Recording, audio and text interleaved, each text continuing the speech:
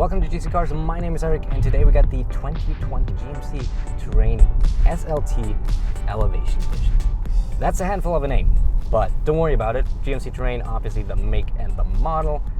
SLT is the trim, so we got the SLE trim below this and the Denali above it, so we're about the mid-tier trim, which also gives us some nice little additions. We'll talk about that in a second. And the Elevation Edition is basically just an option you can pick for $995 Canadian, obviously, which gives you, blacks out the grille, gives you a few black accents here and there, and I think it makes it look pretty nice. Okay, but first of all, trim-wise, what does the SLT trim give us? It gives us a few goodies here and there, makes it more comfortable, but the biggest important thing is definitely the engine. We get a 2-liter inline 4 with a turbocharger on it and a 9-speed automatic transmission instead of a 1.5-liter inline 4, and we're producing a lot of power. Actually, for the class it's really good. We're producing 252 horsepower and 260 pound-feet of torque. I would say that is more than respectable, so why don't we give it a little launch? But for that, let's put it into 4-wheel drive, because we can switch it down here. We can switch between 2-wheel drive, 4-wheel drive, and we have an off-road mode if we so want to choose that. Let's stop her right on the road and brake torque her, disable the start stop, brake torque her about 2,000, 40, 60, 80, not 80, you know the drill. Definitely plenty of power. You won't ever need, let's put it back into 2-wheel drive for our fuel economy. You won't need any more power, I'll be honest. This is plenty of power in this Terrain, more than you will get in most other competitors, which is really nice. And you got enough to double more than enough to merge and do all the stuff you might want to do. So that's really nice. It's really nice to have that so much power, and even the fuel economy isn't bad. We're sitting at officially rated at about 9 liters per 100 kilometers on the highway and about 11 liters in the city. And honestly, as always, I was a bit below that. So the fuel economy isn't even that bad, considering we got quite a bit of horsepower compared to a lot of other models in this segment. But only because it's sporty in terms of horsepower and torque, it doesn't mean it is sporty in terms of ride and handling, which it is absolutely not. Trust me, the ride is lethargic, I would say. It's not really responsive to what you do, and the steering is kind of a bit on the heavier side. It's not too heavy, you get used to it, but you notice it when you first drive it, and it just doesn't really want to turn around corners that quick. There's a lot of body roll in, but that's all right, because the ride itself is really comfortable. All the bumps get absorbed really well. It is very pleasant to drive in it, and it's just no sharp bumps get through to you. Even railroad tracks and so on get absorbed really well. So I was comfortable at all times, and I'm not buying a compact SUV to be sporty. If I want to be sporty, there's a few options in there. You can maybe just go for mid-tier AMG or whatever, but that'll run you a lot more. But if you would just want to have a comfortable SUV to haul around your family or haul it out in the trunk, this is really good, because it's really comfortable at pretty much all times. So it was very nice. And furthermore, the cabin also is pretty quiet. No noise really gets through to you. The road noise is nicely isolated. If there's a construction site or anything going on, you don't really hear too much of it. Only when you drive around maybe gravel road or something, or muddy, so rocks hit your underbody at the floor of the car, that's when a lot of noise gets through to you. But other than that, it is really nice and quiet here. I was pleasantly surprised when I came in. I was like, oh, this is actually really nice. I like it. It's a very comfortable SUV, I would say so. Also, if you like the video, please remember to subscribe and hit the bell so you don't miss any more videos. And additionally, every new subscriber helps me get new cars and cool cars to review for you and show you, so this channel can grow, and eventually, maybe next spring or summer, we can get some pretty cool cars. So remember to subscribe and support this channel. Thank you. Okay, exterior impression time with the GMC Terrain. What? I thought I'd dress up appropriately for the season. Looks nice, doesn't it? Thank you. Anyhow, we got the Elevation Edition going here, right? So we have blacked out grille, the black wheels, we got the black mirror caps, and overall just, a bit this blacked out look overall. We got the dark gray paint also in addition to that, which works very well with the Elevation Edition, I think. Makes it look a bit more sportier. And yeah, I'll be honest, there's not too much to say. It's an SUV and there's not too much styling everywhere going on. We got some nice touches. The details here in the headlights, for example, GMC and Terrain is written inside them. I like that. Overall, I think the headlights look pretty good, especially in the daytime running lights, because we got like half, it's not really, not half circles, but like rings thingies going on. Anyhow, the taillights look a bit like lobster claws, like, it looks alright. I like the wheels though, in black, and the C-pillar, we'll get to that one later though. I think the C-pillar looks nice, and you know, just like on most SUVs, you got the black cladding down on the bottom, the plastic cladding, which just hides visual mass. Makes it look leaner, makes it look sportier, you know the drill. And yeah, the rear is, it's an SUV. I like the blacked out like lettering we got also on the sides and the SLT logo. Overall, I think it looks alright. The front is definitely the most muscular looking, especially with the hood. It has some nice creases on it. But overall, it's an SUV at the end of the day. There's not that much you can do with it. I think it looks fine. I like it. It's bigger than I thought, actually. It looks bigger in person than it does on pictures. But yeah, there's not much more to say. Let's send it back to the review. Also, just before I forget to mention that the Bose audio system we have in here, which comes together with the GMC Pro Grade package. We have two packages anyway. The GMC Pro Grade package for $299.5, which also includes the Infotainment Package II. Yeah, a lot of numbers. in the SLT trip, gives us a lot of goodies. So first of all, we have an 8-inch infotainment screen with navigation. Thank you, General Motors. I don't know if that's because of my GMC Canyon video, but my phone's charger is broken, so I can't really connect. I can't connect like Apple CarPlay and Android Auto, which this infotainment has, wired. I can only do wireless. So every time I have a car without navigation, I kind of baffle because I have to put down the phone and just kind of stare down, which I don't like doing that. So I talked about that in the Canyon video, and now I have a GMC with navigation. So I don't know if that was because of that, but thank you, General Motors, for giving me a car with navigation. Really appreciate it. Worked well, the navigation. It was like once it took me off the street and back on, because that was like 20 meters shorter, but kind of confused me and I took a wrong turn. Whatever, worked well. Anyhow, but we're talking about comfort and how it rides and so on. Maybe just send it over to the interior real quick. So we take a look at the front, the back, and the trunk. Okay, interior of the GMC Terrain. First of all, let's start off with the materials as always. We have pretty much everything we touch is leather. We got some varying qualities of leather. For example, the dashboard and the top of the door here is a lot harder than the leather on the armrest, which is actually really soft. I don't have an issue with that because, I mean, it saves us money if we have like maybe a bit cheaper plastics up there, and also they're a bit more rugged, right? While this is really supple leather, sorry. Then we got some plastic here. It's a scratchy plastic, but it really works, like honestly. It's just, maybe your pinky touches it a tiny bit, but it's not uncomfortable at any point. And we have plastic trim up here, which has an interesting pattern on it. I don't know if it's supposed to like kind of resemble wood. It looks like a digital wood kind of thing. It looks a bit weird, but it looks good. I think it looks good. And just everything is better than piano black. So we got also memory seats, by the way.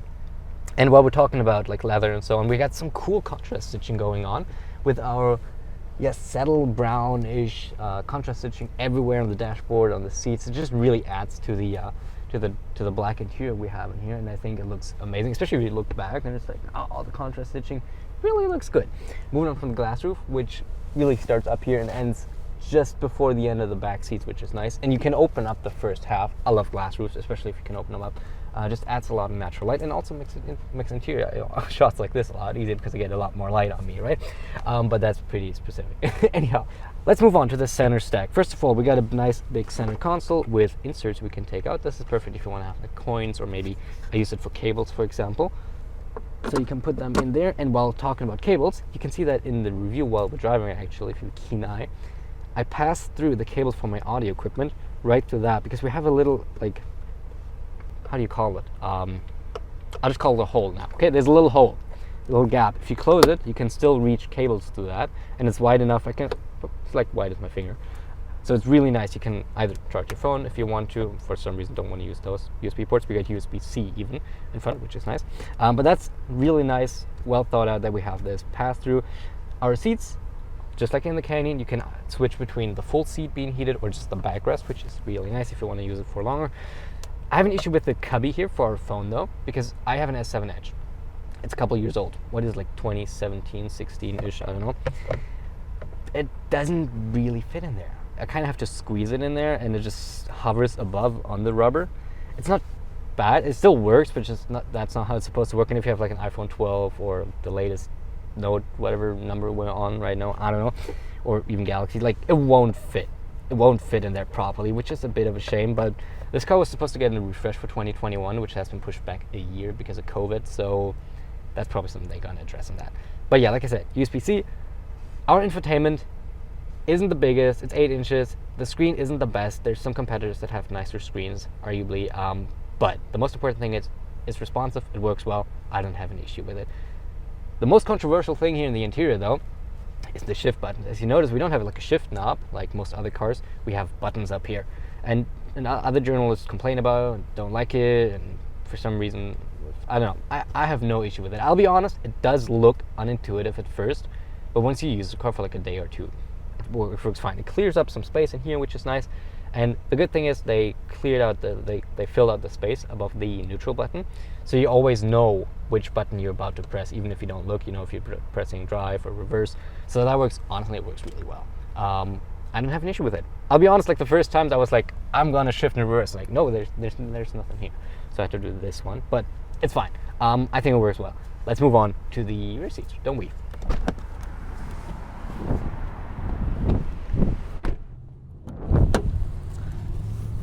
Okay, now here in the rear seat, where obviously the nicest feature probably is the grille.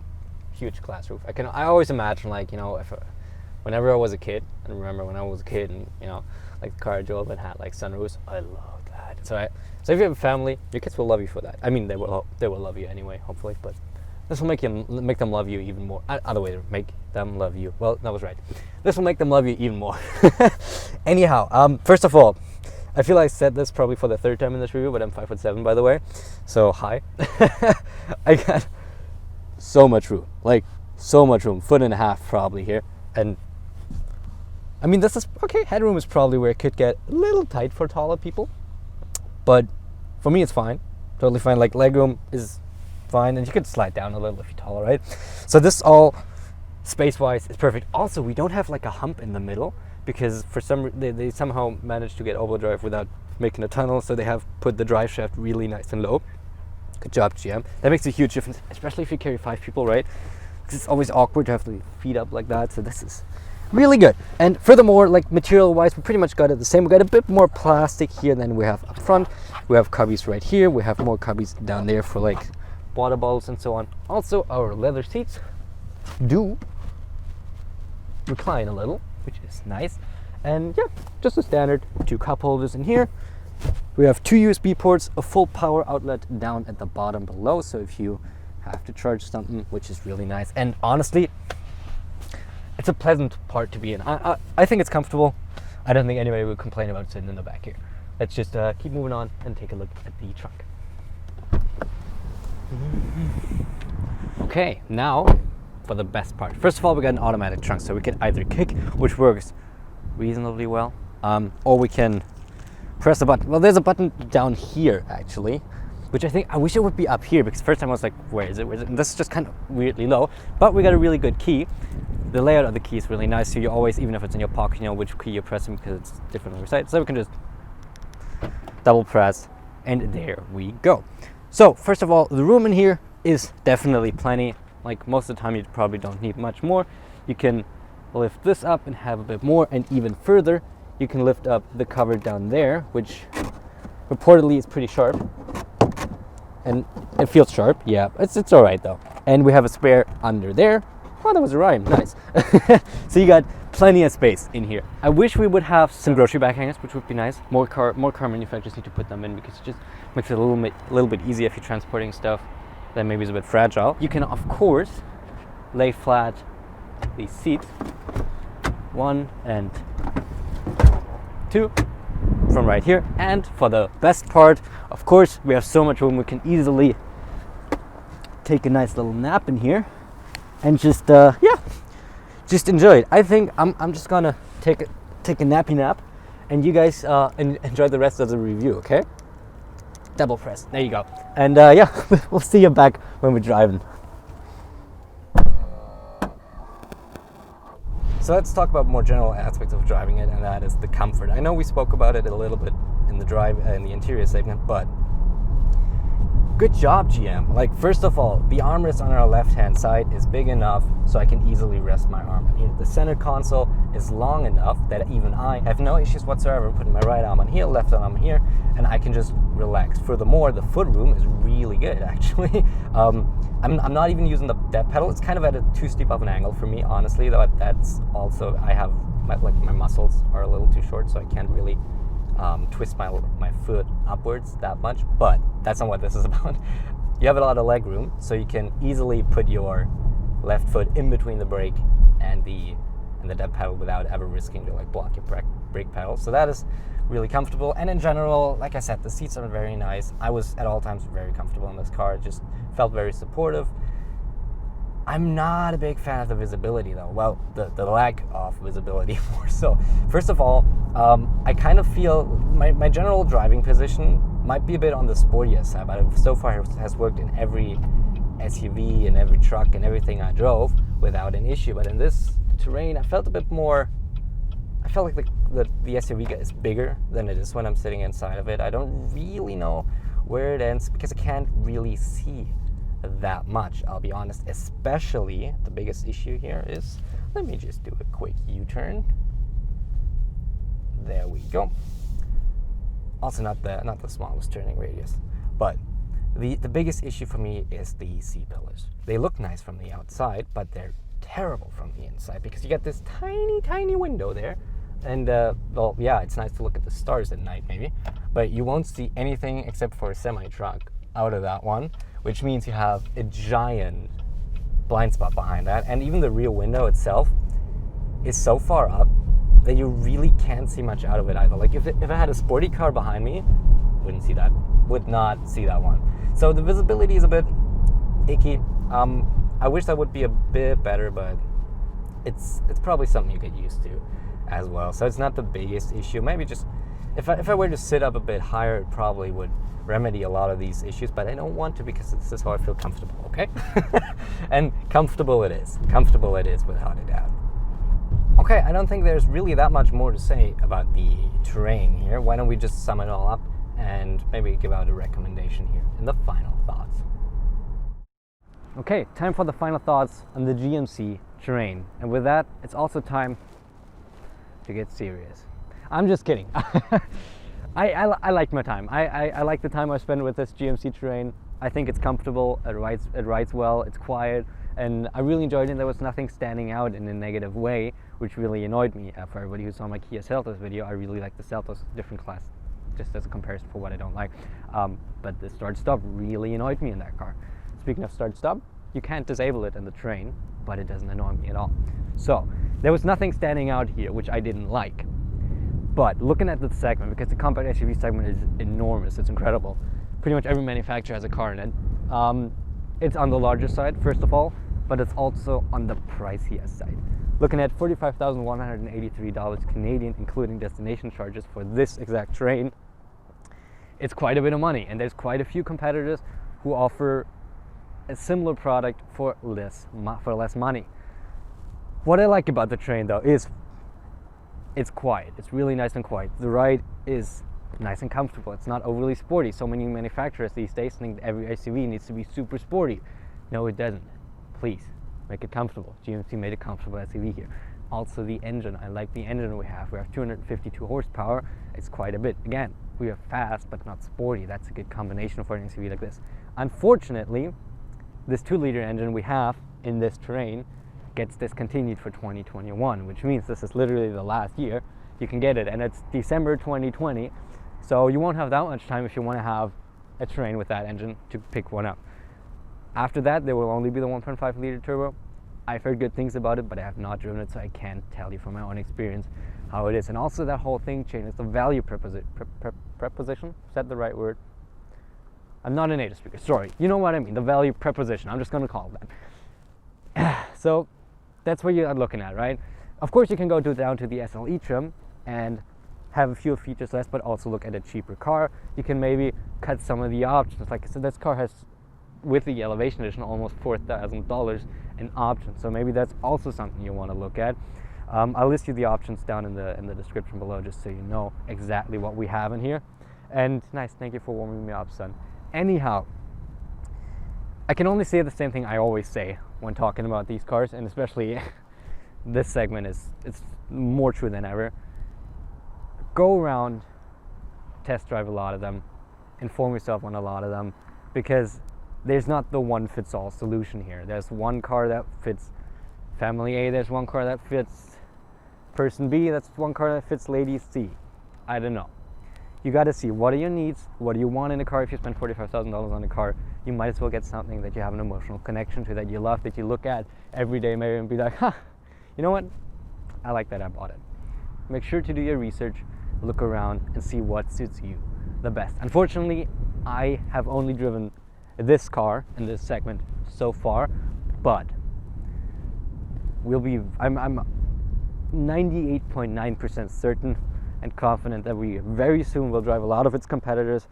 2021 looks like a very promising year for this channel, and like we're gonna get a lot of stuff done. It's gonna be really cool, so make sure to hit the bell and subscribe so you don't miss any of that. But personally, I like the GMC Terrain. You just have to decide for yourself if you want to spend that kind of money on this car. With that being said, thank you so much for watching this video. I hope you liked it, and yeah, I hope I'll see you in the next video. Thank you and bye.